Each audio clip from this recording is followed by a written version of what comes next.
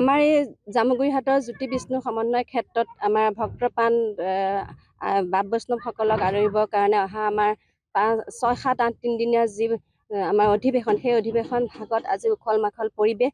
ইয়াত আমাৰ নামঘৰ ভাগ, আমাৰ মূল মণ্ডপ সভাকক্ষ, তাৰপিছত আমাৰ প্ৰতিনিধি শিবিৰৰ পৰা আদি কৰি আমাৰ ভোজনালয়, আমাৰ পতাকা উত্তোলনৰ বেদী সম্পূৰ্ণৰূপে আমাৰ কাম হৈ গৈছে।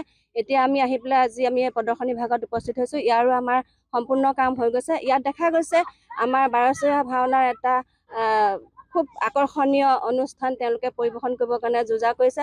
লগতে ভাৰতৰ ঐতিহাসিক আমাৰ অসমৰ থানা, আমাৰ চতিয়া থানাখনৰো ইয়াত এটা আংশিক প্ৰদৰ্শন কৰা আমাৰ পৰিলক্ষিত হৈছে।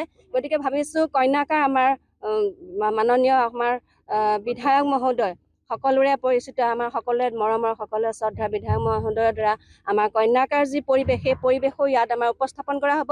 গতিকে ইয়াত ভক্তপ্ৰাণ ৰাইজসকল আহিব, লাখ লাখ ভক্তৰ সমাগম হ'ব। আৰু সেই লাখ লাখ ভক্তপ্ৰাণক আদৰিবৰ কাৰণে, তেওঁলোকক আপ্যায়ন কৰিবৰ কাৰণে যেনেধৰণে আমাৰ প্ৰস্তুতি চলাইছে, তেনেধৰণে আমাৰ প্ৰস্তুতি আগবাঢ়ি গৈছে। আৰু আশা কৰিছোঁ গুৰুজনাৰ শ্ৰীচৰণত আমি সেৱা লৈছোঁ। আশা কৰিছোঁ আমি ভক্তপ্ৰাণ সেই বাপ বৈষ্ণৱসকলক, আমি অতিথিসকলক আমি আপ্যায়ন কৰি তেওঁলোকৰ যি মনৰ ইচ্ছা কামনা পূৰ্ণ কৰিব পাৰোঁ। আৰু ভক্তসকলক যাতে সুকলমে আৰু এটা ভাল পৰিৱেশ দি আমি এই অধিৱেশন ভাগৰ কাম আমি সুচাৰুৰূপে চলাই নিব পাৰোঁ, আগবঢ়াই লৈ যাব পাৰোঁ।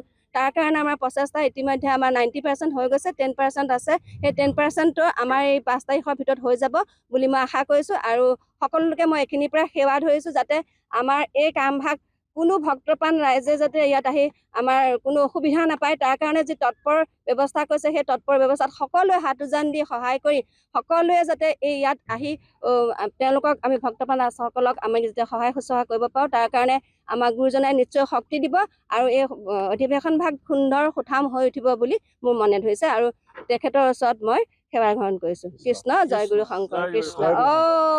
হৰি অ ৰাম কৃষ্ণ কৃষ্ণ।